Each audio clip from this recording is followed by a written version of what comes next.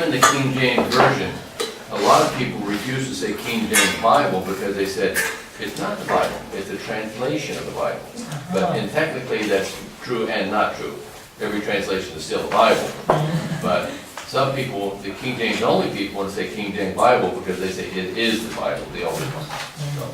Да, но да, тут небольшое различие, да, что некоторые вот издания называются там какая-то там версия, да, version, ну, в этом файле, а некоторые называются, ну, Библия, и некоторые люди спорят, говорят, что нельзя называть там какое-то издание перевод Библии, потому что Библия это типа больше, чем этот перевод. Хотя, ну, как говорит преподаватель, даже перевод это все равно Библия, это слово Божье. Now, for about 25 years, in America we've had developed what we call gender-inclusive Bibles. И на протяжении уже где-то 25 лет в Америке имеют хождение и достаточно уже развились так называемые гендерно-инклюзивные Библии. So, the gender-inclusive translation would be they try not to show men as the favorite over women. They try not, то есть и гендерно-инклюзивные переводы, ну, извините за такой термин, просто он непереводимый. Такие переводы пытаются не демонстрировать мужское превосходство над мужчинами, над женщинами. То есть, For example, понятно, да? a common word in the Greek New Testament is adelphos, adelphoi, the brothers. То есть, распространенное слово в греческом Новом Завете это аdelphos, то есть братья. The most common way of talking about Christian believers in the Bible is brothers. Поэтому самый распространенный способ говорить о христианах, о верующих в Библии это братья. The Greek word is adelphos. Греческое adelphos. There is a Greek word adelphei, which is sister. И есть греческое слово adelphei, это означает сестра.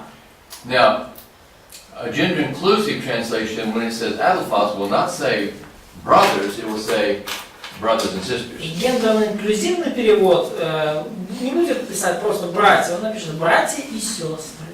And they say, we're not being gender-inclusive, we're being gender-accurate. И они говорят, мы не пытаемся быть, скажем так, инклюзивными, то есть включать просто, да, людей разного пола, мы пытаемся быть аккуратными в этой, мы пытаемся быть точными в нашем переводе. Now, here's the problem. Вот проблема.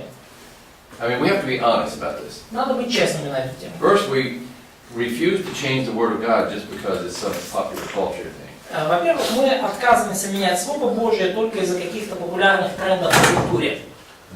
Но with adelphos, sometimes it definitely does mean church members or Christians. In other words, women and men. Even though it says brothers, it can mean brothers and sisters. Когда в Новом Завете используется слово adelphos, то очень часто имеются в виду вообще члены церкви, и подразумевается, что это и мужчины, и женщины, и братья и сестры. So sometimes it's just a general word for Christians. То есть порой это просто такое общее слово, говорящее обо всех христианах. Okay?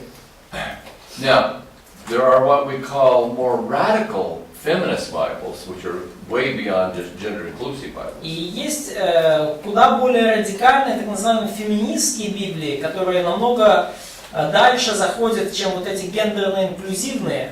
And they would not say, for example, God our Father. И они, например, не станут называть Бога нашим Отцом. Even though the Bible may say God our Father, хотя в Библии сказано «Господь наш Отец», that translation will not say that. то в новых феминистских переводах так не будет передано. It would say, what do you think it would say? Как вы думаете, что там будет сказано? Mom, mother. No? Нет. It's almost right. Почти правильно. They would say God our Father, Mother. Они скажут «Бог наш папа, мама». Or it could say Mother, Father. Или могут сказать «Мама, папа». But most of them now would say, well, there's only a few of them. Но большинство из них, ну хотя Most сейчас of them would say God our Creator. Бог наш Творец. It's an easy way to get around the problem. Это легкий способ увильнуть от But the Bible says Father. Но в Библии написано Отец.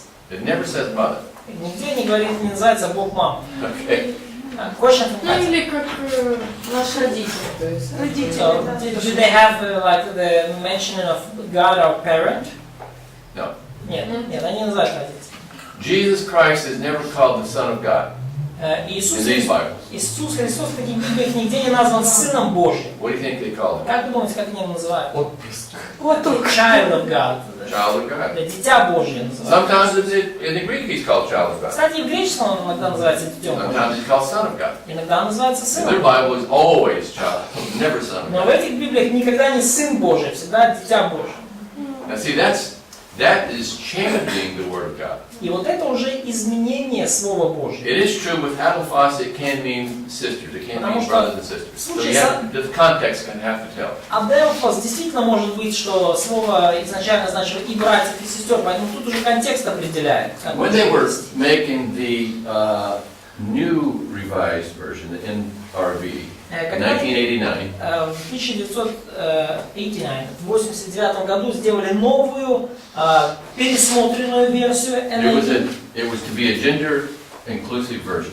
то они постарались, чтобы она была такая гендерно-инклюзивная. And here's how translations work И вот как вообще работает перевод in an advanced country like USA. в такой продвинутой стране, как Соединенные Штаты. And USA is an advanced country because there are thousands of people qualified to translate and there's lots of money to pay for it. И почему я называю Соединенные Штаты продвинутой страной в вопросе перевода? Потому что есть сотни людей и тысячи людей, способные переводить, и есть большое количество денег, которые готовы выделить на эту затею. And whether you like it or not, you need both of those or you can't have it. И нравится вам это или нет, но чтобы произвести перевод, вам нужно и то, и другое. Вам нужны бабки, вам нужны люди, которые будут переводить. So a guy says, he's a very rich man, he says, I'm going to make a new translation. И вот какой-нибудь очень богатый человек говорит, я хочу сделать новый перевод Библии. It takes a minimum of $10 million, minimum. Как минимум $10 миллионов надо на этот проект. And he will hire a committee to formulate and they'll think what they want to make this change, what they want to make it like, dynamic, what they want, И everything. они собирают комитет переводчиков, редакторов, и там выясняют, Literal, is it gender inclusive, what is it? какой перевод они хотят в итоге получить, да, то есть максимально буквальный, максимально And they get everything sort of the way экономический, they want, and the owner, the rich man, is paying for everything. He owns it. гендерно-инклюзивный. Everybody works for him.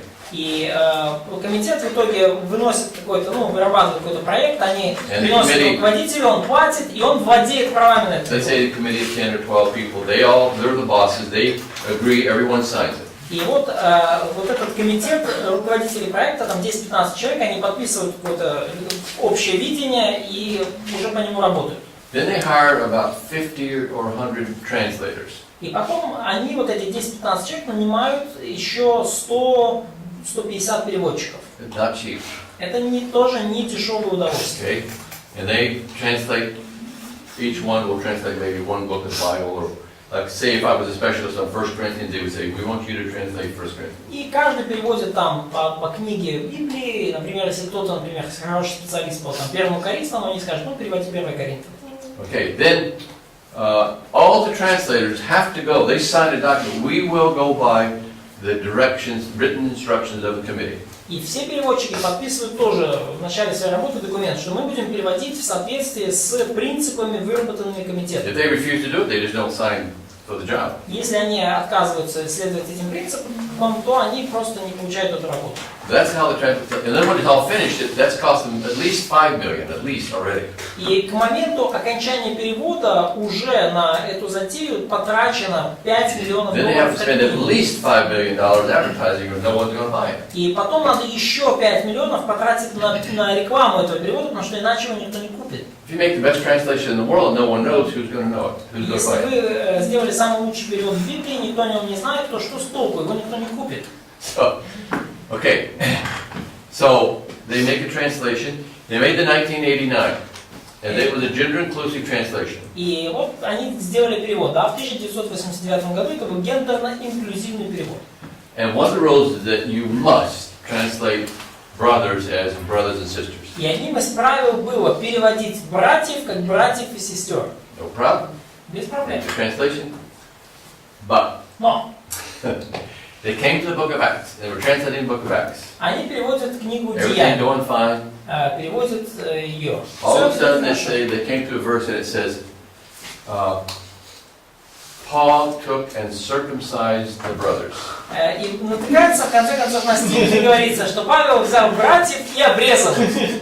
And they have to say brothers and sisters. А им-то надо по условиям контракта написать братьев и сестер. So they called up Houston. Houston, we have a problem. Хьюстон, у нас проблемы. You know what that means, Houston, we have a problem? Знаете, да, эту фразу? Хьюстон, у нас проблемы. Да? Because Houston is the center of the space Да. program. When Houston the это astronauts have a problem, they say, Houston, we have a problem.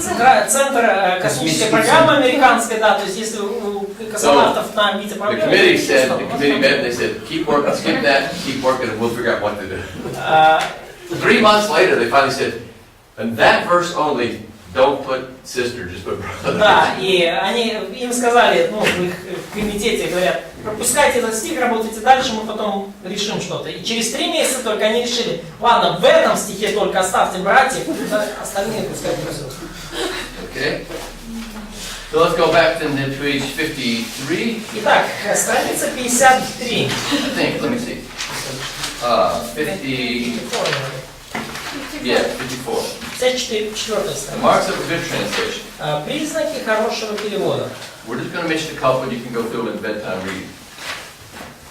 Мы упомянем несколько, а вы перед сном можете прочитать остальные.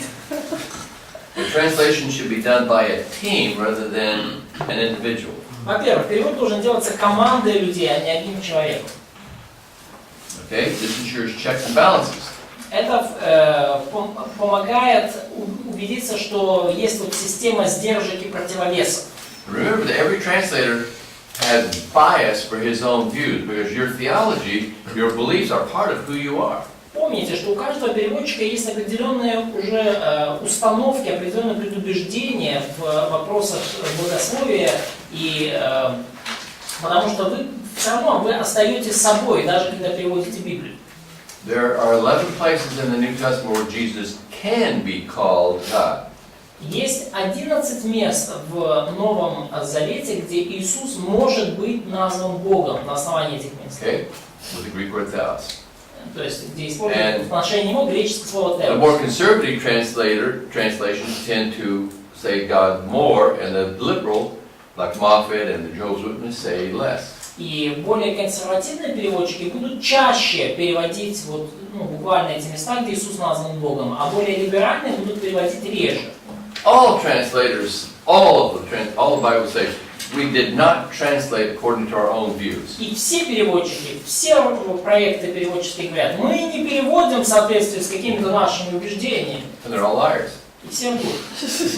Because it's, your views are who you are. You have to avoid that. Взгляды — это то, кто вы You're either есть. going to translate your views or say, I'm going to translate his views. Well, no one's going to do that. Вы не можете этого избежать. Никто не скажет, так, я не буду переводить свои взгляды, я буду переводить его взгляды. Okay? So, but with a team, Но когда you can say, wait a собирается minute, why you did that? команда, то всегда будет кто-то, кто скажет, подожди, а чего ты так вот сформулировал? Okay? Now, we said although William Tyndale did a remarkable job, even his work could have been better with a team of his quality. И мы говорили о таких гениях, как Wycliffe, Tyndale, но даже вот Tyndale мог бы лучше справиться, если бы William Tyndale was one of the best translators ever in the history of the world. И He was in the Tyndale 1500s. был одним из лучших переводчиков вообще в мире, и он жил еще в 1400-х, 1400-х годах. Number 2, translators should all believe in inspiration and inerrancy of Scripture. Второе. Переводчики должны верить в богодухновенность и непогрешимость Писания. They all should seek guidance from the Lord. Они все должны искать водительство. All are biased. Every translator is biased, there's no exception. То есть у любого переводчика есть определенные установки и предубеждения. Нет исключения в этом вопросе. Okay? If you want to get your doctrine from a person who doesn't believe the Bible, you get a commentary of someone who doesn't believe. If you want to get your doctrine from someone who doesn't believe, you get a commentary or a theology book from someone who does believe. То есть, если вы берете, скажем так, вашу Библию, если вы используете Библию человеком, который, переведенную человеком, который не верит в богодухновенность, вы получите такие же и комментарии по этой Библии. Да? И наоборот, если переводчик верит в богодухновенность Библии, то и комментарий уже по этой Библии, дальше все, что от нее пойдет, будет нести вот эту вот установку. Number 3, the translators should be experts in the original languages. Третье, переводчики должны быть экспертами в оригинальных языках, иврите, греческом. And by the way, today, modern translators, almost no one translates Old and New Testament. Usually there's expert in one Greek or in the Hebrew. Ну и, кстати, современные переводчики почти нету таких, кто переводит и Ветхий, и Новый Завет. Обычно у людей есть специализация или в иврите, или в греческом. They should also be knowledge of textual criticism and also of translation theory. И также они должны знать текстологию, то есть текстуальную критику и теорию перевода. They should also be at least somewhat literal so it's accurate. Перевод также должен быть достаточно буквальным, чтобы быть более-менее точным. It also needs to be in good quality and modern speech that everyday people know. Но также перевод должен быть сделан на качественном, современном языке, то есть на языке, на котором люди говорят и который понимают. Okay. And you can read the rest of it, but number 10, a good translation will have the same effect on its readers the original had on the first readers. И много еще вы можете прочитать дальше, но 10-й пункт. Хороший перевод будет иметь такое же воздействие на слушателей, как и оригинальный текст на первых слушателей. Его воспримут церкви, он будет преображать жизнь. Okay, any questions so far? Есть ли пока какие-то вопросы? Oh yes. Да. Andre wanted to explain to you an example that we used last time of literal dynamic.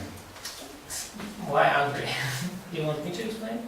No, I said you mentioned Да, that. ну я напомню преподавателю про пример, который использовали в прошлый раз, когда говорили о динамических и буквальных переводах.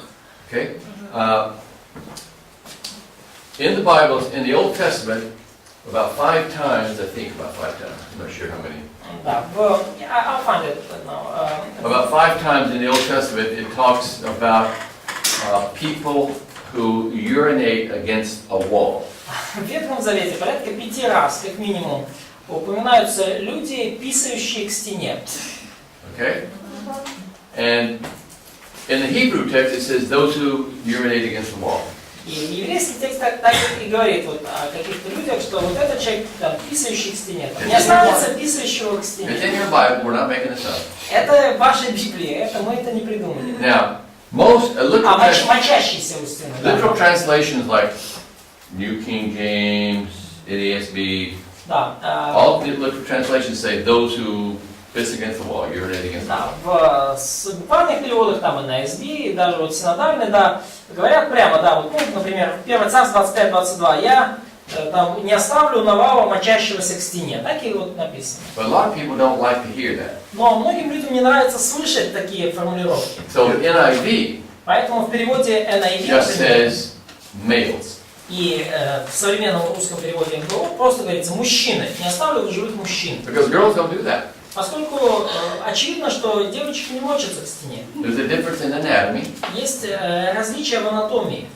And in the ancient days, in the Hebrew culture, the way to say men is to say those who pee against the wall. И в древние времена, в Древнем Израиле, для описания мужчины, для того, чтобы сказать, что кто-то мужчина, это мочащийся к стене. So today we prefer an easier sounding, but less literal. But it's dynamic, but it sounds better to our ears to say men. Да, в наши дни, поэтому мы используем как бы более благозвучное выражение, более краткое, понятно, мы просто говорим в этих местах мужчин. In this case, it's 100% correct, but it is not what the text says. То есть That's what the text means. Да, то есть в данном случае, когда вы говорите, там, переводите мужчина, да, вместо мочащейся к стене, это на 100% правильный перевод, но это не то, что текст говорит, это то, что текст значит. Андрій, а якщо в українській, наприклад, оце у нас теж пише мочиться до стіни, але в нас сноска і пише, що це мається на увазі собака. Що це має що? Собака. In Ukrainian translation they said that also that phrase is used, but they say that it's about dog. About what? Dog. Dog. Ну, типу, piss against the wall. Да. Це відноситься до собак. So they made a mark like that. That is way beyond. It's clearly about men, not women. Это совершенно ясно говорится о мужчине. Ми просто мали з пастором розмову про це, що малось на увазі все чоловічі статі, включно з собаками. Тобто абсолютно все, що малось. Тобто нікого не лишив живих, ні звірушок, ні людей. Чоловічі статі, власне. By the way, girl dogs don't piss against the wall either. Да, кстати, девочки собаки тоже не писают. Всіх чоловіків, типу. So, yeah, they had a discussion with the pastor on that team, and he said that this text speaks about male dogs and male people. Well, because the pastor doesn't want to talk about it. А? Because the pastor doesn't want to talk about it. Да, просто пастор не хотел говорить на эти темы. Ну вообще, у них можно... But there also is a passage where it says, a judgment, it says, they will drink their own pee and eat their own excrement. Но также есть выражение, где говорится, что там, ну как степень наказания, будут пить свою мочу и есть свой кал. You're going to cut that verse out of the Bible because it doesn't sound nice? Вы что, вырежете эти стихи из Библии, потому что не звучит нехорошо? Or are you going to say that to dogs? Или вы скажете, ну это про собачек. Better not the Bible say what it says. Лучше доверять Библии в том, что она говорит так, как она говорит. Question from the... А вообще были у них там собаки? Did they have dogs in actually? Это же, насколько я знаю, это не чистое животное. А? Dogs are mentioned in the Bible. Yeah. Ну, собаки, понятно, в Библии. Ну, просто это как бы не чистое животное. So, but were they considered unclean animals? I don't know. Не знаю. I'd have to research, I'm not sure. Мне нужно исследовать это. Собаки были, то понятно, что были. I'd have to look at the categories of what's clean and unclean. Мне нужно посмотреть там категории, I know что what- чистое, что нечистое. Simon Peter said that when the sheets came down, he said that nothing is unclean. Ну, я знаю, что Петр сказал, да, когда спустились к нему эти скатерти, что ничего нет нечистого. By the way, there's one pastor in Kharkiv that says we still have to keep the Old Testament dietary laws. There's one pastor in Kharkiv that says, insists that we have to keep the Old Testament dietary laws. Да, я знаю даже одного пастора в Харькове, который настаивал на том, что нам надо придерживаться ветхозаветных диетических ограничений. Now we say next, is a perfect translation possible? И следующий вопрос. Возможен ли совершенный перевод? Well, Возможен ли идеальный перевод? the answer is not possible. Правильный ответ невозможен. For any person or group to make a perfect translation, Ни человек, ни группа людей не могут идеально перевести Библию ни на один язык. even, look at this, every person, even when filled with the Spirit, has less than perfect knowledge of the source language, let's say Greek, the target language, let's say Russian, and the relation of the two in the translation process. Ни один человек, даже если он исполнен Духом Святым, не знает досконально язык-источник, то есть там, греческий или еврейский, язык-цель, то есть, ну, который переводим, например, русский, и также связь между ними, то есть процесс перевода. So why didn't God just send angels down to make the translation? И вопрос, почему Бог не послал ангелов сделать перевод? They could have done a lot better job than us. Ангелы куда лучше смогли бы справиться, чем Чтобы вера была. и кого у нас. Вера. Вера, чтобы Вера было. принимали. So, in order for us to accept the result by faith. Yes, there is faith. Да, God вера. chose to do a lot of things by His creature humans, not angels. И Бог вообще многие вещи решил делать, используя своих творений людей, а не ангелов.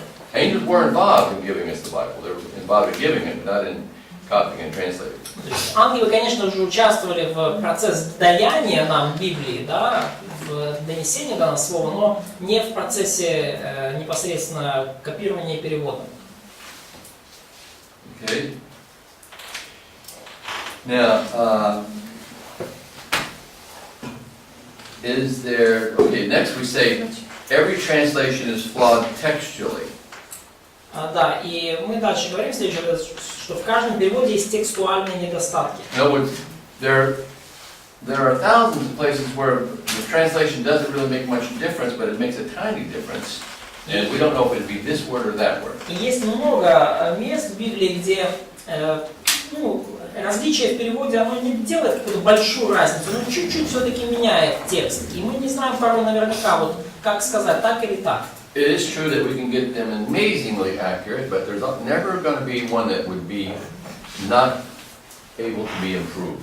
Поэтому, конечно же, правда, что мы можем очень-очень аккуратно подойти к процессу и вот максимально все перевести, как нам кажется, досконально, но все равно можно будет улучшить. We have to learn everything we can about how the Bible came about. И нам нужно узнать все, что только можно о том, как Библия появилась у нас. Ultimately, we're going to have faith in Jesus Christ and His comment that the Bible is true. Но в конечном счете нам нужно верить Иисусу Христу и верить Его словам о том, что Библия истина. just academic ability will never be enough. И просто академических способностей никогда не будет достаточно. Okay? And we also mentioned even in 1 Samuel 13:1 where we don't know what the И absolute мы уже truth упоминали, например, 1 Царств 13:1, место, где мы просто не знаем, как правильно. is. Okay, any questions? Есть ли вопросы? Let's look at page 56. Давайте посмотрим 56-ю страницу. Just a few notes on the history of the Bible in Russian. Просто несколько комментариев по поводу истории Библии на русском языке. And added a few things I'll mention as we go through. И я добавил тут несколько вещей. Okay? And we mentioned that Cyril and Methodius made at least some full church Slavonic translation.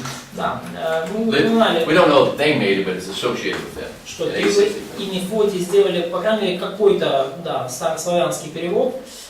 Мы не знаем, именно они его сделали или кто-то еще, но, по крайней мере, этот перевод с ними ассоциируется. In 1581, by the way, 1581 В 1581 году, was the first church Slavonic translation published. printed, I would say I only know published. I assume printed. Yes, да, it'd have to be printed. да, в 1581 году был опубликован первый напечатанный церковно-славянский перевод. 1581 год. You may have heard of it. It's called Ostra. Острожская Библия. Anybody ever heard of it? Yeah. And then the second one was in 1663. И следующая версия была в 1663 году. That's called the Moscow Bible. Она была названа Московская Библия. Did you see it? 1663. Then in your notes, 1703. И потом вот в ваших конспектах 1703 That's год. really when modern translation efforts into Russian began. Вот тогда начались первые переводы, первые попытки перевода Библии на современные русские. Не на церковно-славянский, а на современный. So the Tsar Peter the Great, Царь Петр Великий he decided that everybody needed a Bible in their language. решил, что каждому нужна Библия на своем языке. So he authorized a guy named Pastor Gluck to prepare an edition that year. И он поручил пастору Галаку приготовить такое издание в тот год. But Петр Первый, да. But very soon, in 1705, this guy died and nothing is known of his work. И в 1705 году, вскоре после этого указа, пастор Глак умер, и ничего о его работе нам так и не известно. By the way, in another note that's not in your notes, but in 1708, И, кстати, вот в ваших заметках нет, но еще одна пометка. В 1708 году Peter the Great started what is called the civil script, Петр Великий which is a more modern shape of Russian letters. начал так называемый гражданский шрифт. Он установил гражданский шрифт, то есть более современное написание кириллических букв. 1708 гражданский шрифт. Then in 1712, Peter the Great ordered the printing Slavonic text to be conformed to the Septuagint. В 1712 году Петр Великий приказал, чтобы печатный славянский текст согласовывался с Септуагинтой. And in 1724, it was revised and prepared for printing. В 1724 году он был исправлен и приготовлен к изданию. However, Тем не менее, Peter the Great died that year in 1725, в 1725 году Петр Великий умер, and the text was never printed. и славянский текст так и не был So there напечатан. almost was a Bible in 1725. То есть почти вот на самом краешке была Библия в 1725 году, но не выше. Почему Бог так сделал? So Nadia has a question: why did God allow that to happen? Аска. You have to ask him when you get there. Спросите, когда попадете к нему. There's a lot of questions I have also. У меня тоже много вопросов. По очереди будете задавать. So you're gonna be standing in line. А мы после вас. I know there's going to be a long line to ask God questions. I already know that. Мгм. But there'll be a long line to questions that we're going to ask God. Да, я знаю, что будет большая очередь к Богу. Там будет справочная Справочное бюро. That's why Vasha and I are not going to go that line. We're going to go get in line to see Adam. Вот почему Вася и я не будем стоять в этой очереди, мы пойдем к Адаму. It won't be much of a line. Там не будет большой человек. Then we're going to walk up to him И мы подойдем к нему. and we're going to go.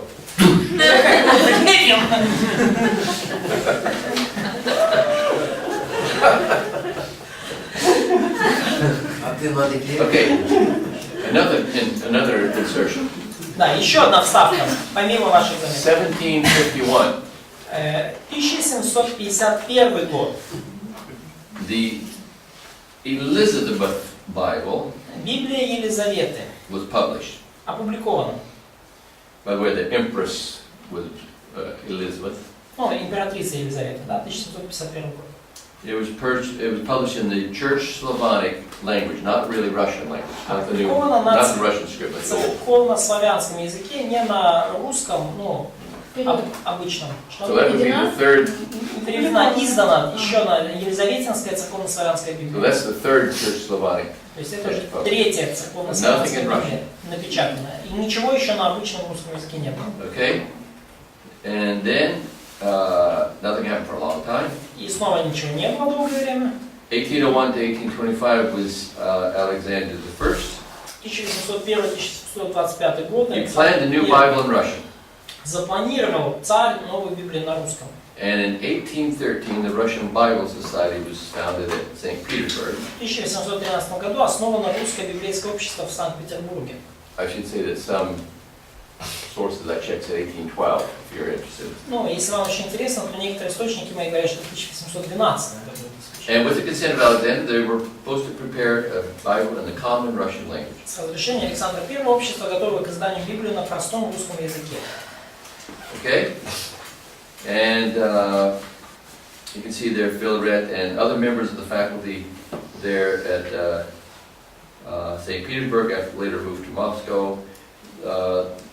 They worked on this translation. И мы видим, что Филарет, ректор Санкт-Петербургской богословской академии и другие видные умы работали над этим переводом. Now this will eventually become synodal. И в конечном счете этот перевод, это вот известный всем вам синодальный. It was officially started in 1816. Официальная работа над ним началась в 1816 году. Okay? Now, it won't be finished for 60 years. И 60 на years.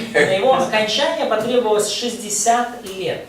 So it won't be until 1876 that the Russians finally get a Bible. И только в 1876 году русскоязычное население получило свою Библию.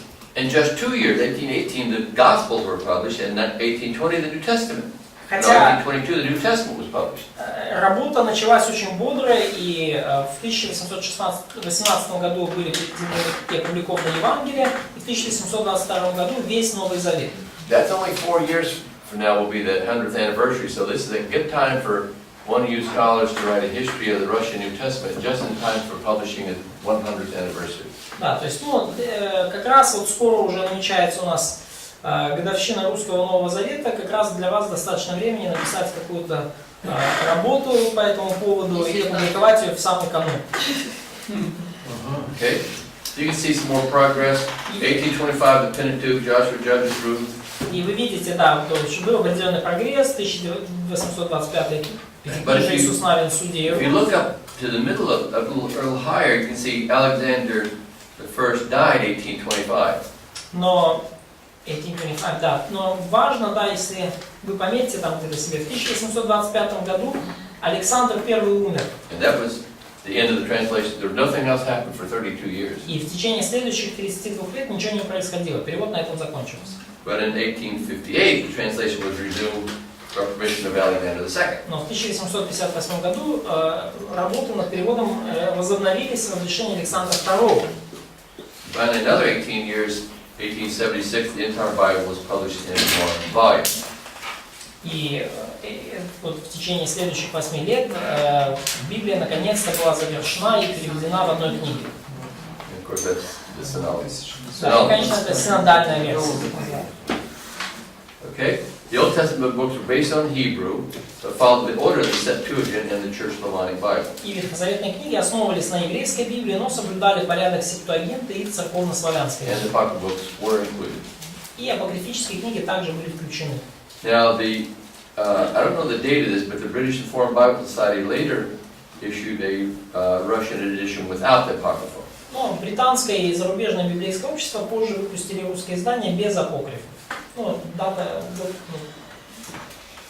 Okay, 1917, under the Communist Party, Bible production almost completely stopped. И в 1917 году, после победы коммунистов, производство Библии практически You can see there прекратилось. were some printing activity, not a lot. Но вы видите, там в 50-х, 60-х, 70-х были некоторые поползновения напечатать, не так уж много было напечатано. In 1991, the Russian Bible Society building was opened in Moscow.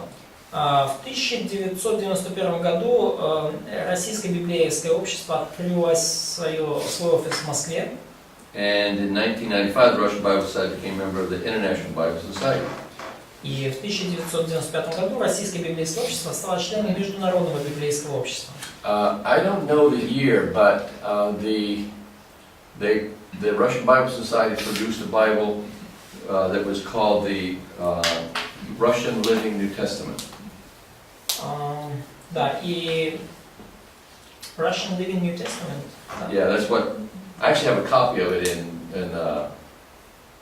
it's not the same as the.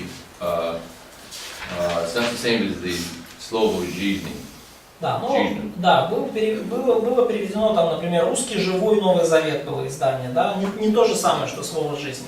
I have a copy of it in where we live near Kharkiv, but I could not find the date on it. И у меня есть копия его, я не могу там, правда, найти дату на нем. But anyway, 2000, but it does have the year of it in the 1990s. Да, ну или где-то в 90-х годах было сделано. In 2000, International Bible completed a new translation. В 2000 году Международное библейское общество завершило новый перевод. It's a dynamic, meaning-based. Динамический перевод, то есть основанный на значении. And it's called Слово И они Жизни. назвали его перевод «Слово жизни». Okay, now this one would be equivalent to the NIV in English. И этот перевод, по сути, это эквивалент Библии NIV, только, ну, NIV английская, это перевод МБО. Да, Probably some of you have that on your telephone or maybe have it with you. Он у вас есть у многих на телефонах, в My Bible это НРТ перевод, New Russian Translation. Okay. Да, это перевод НРТ, да. Yeah, it'd be interesting to look at that passage and see if it says Да, на male. русском МБО. Does it say males or dogs? Males. НРТ, как там будет правильно перевод?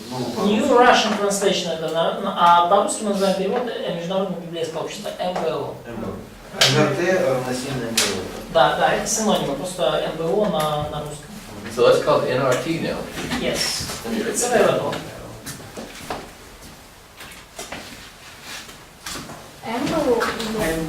МБО. МБО или НРТ на английском. New Russian Translation. Новый русский перевод. МБО как? Международное библейское общество. I think the last Такое МДР, тогда тоже What does перевод. the MBO stand for? Oh. International Bible Society, Международное библейское общество. Oh, I see. So it's just two names. И данные РСТ, да? Да. А в каком году он был расцвет?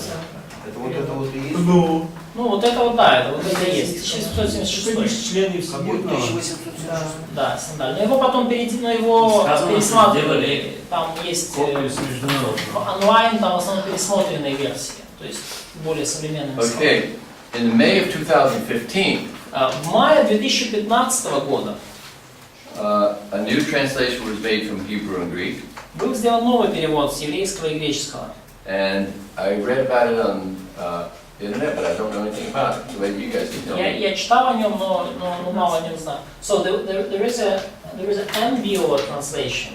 Is that the Северита только? No, and there is an RBO translation. So probably that's it.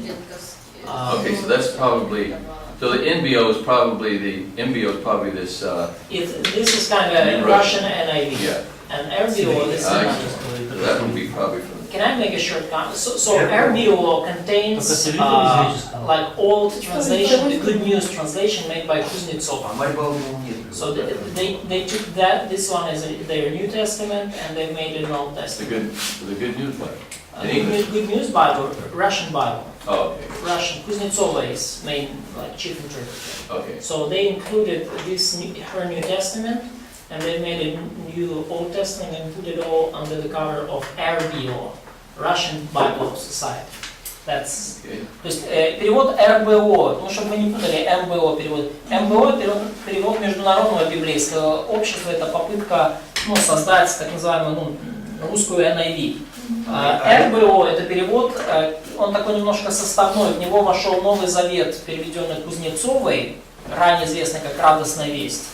И плюс они перевели заново Ветхий Завет с иврита.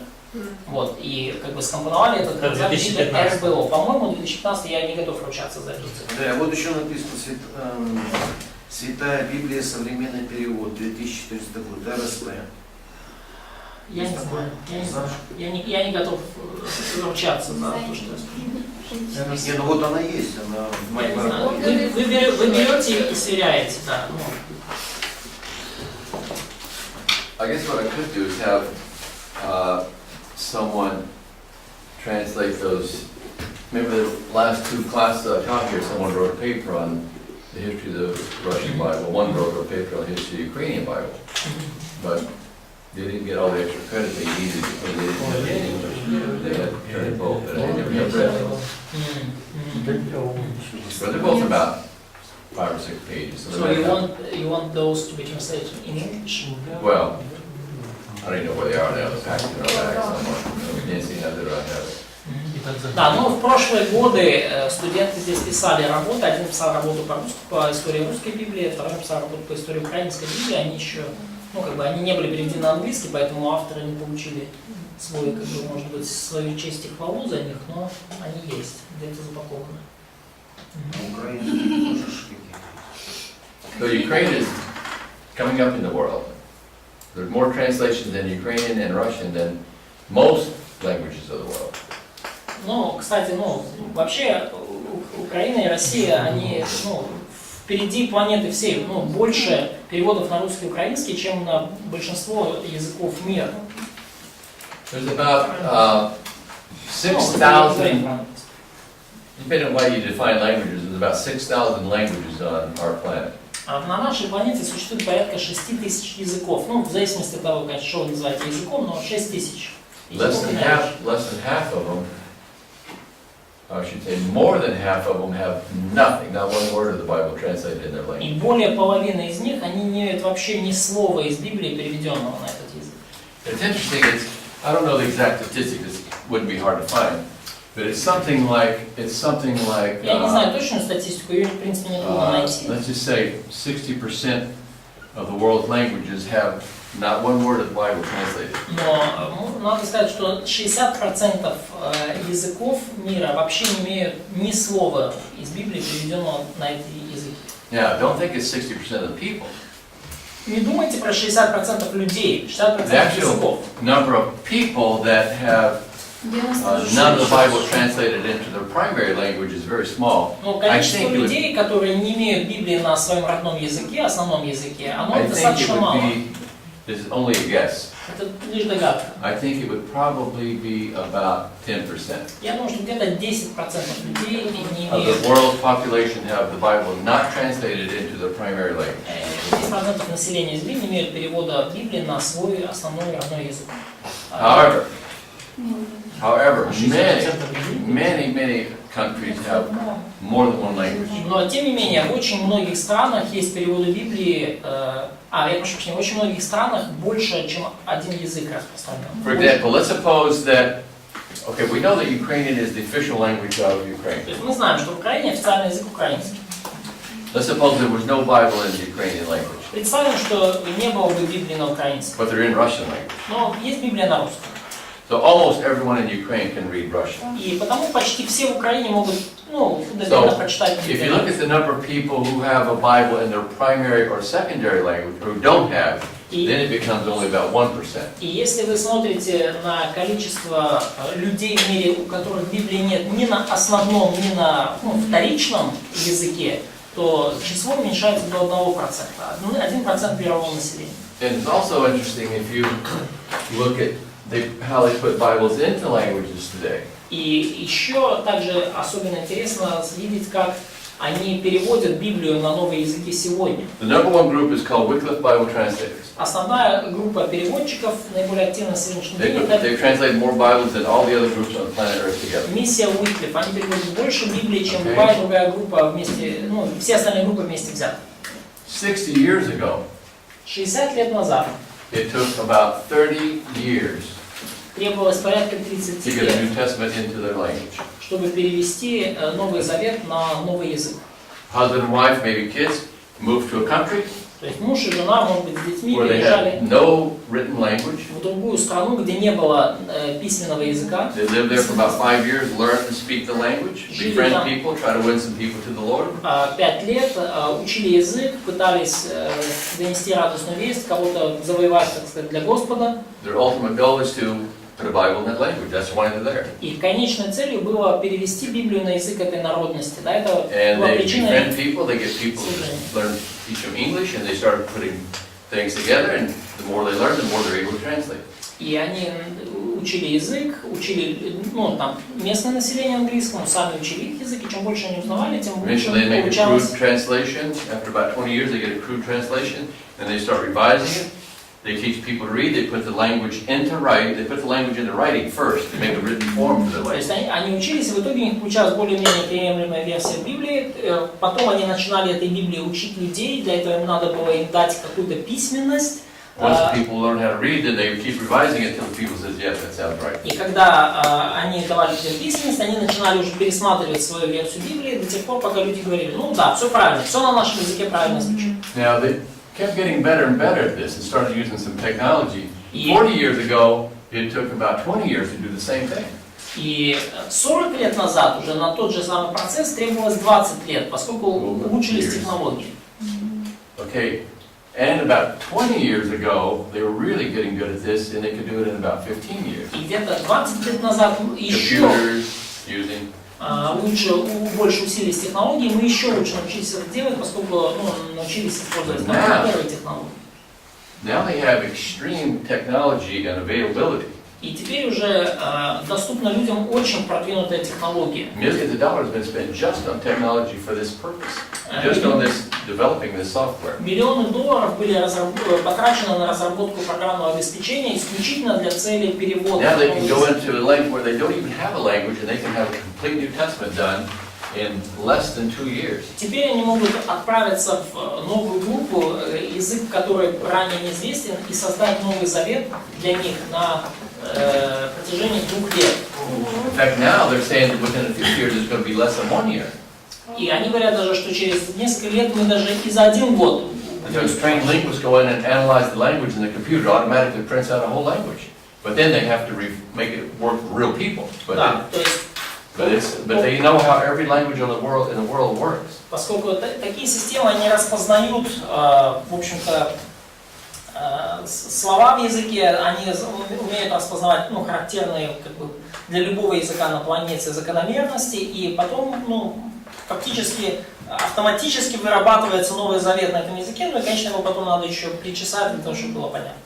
I mean, Nancy and I have had personal friends that work full-time, pretty much their whole life is just given to translating one language with Wycliffe Bible translation. И у меня, знаете, есть друзья, которые практически они работают, они сотрудники Wycliffe, и они всю жизнь потратили на то, чтобы сделать один перевод.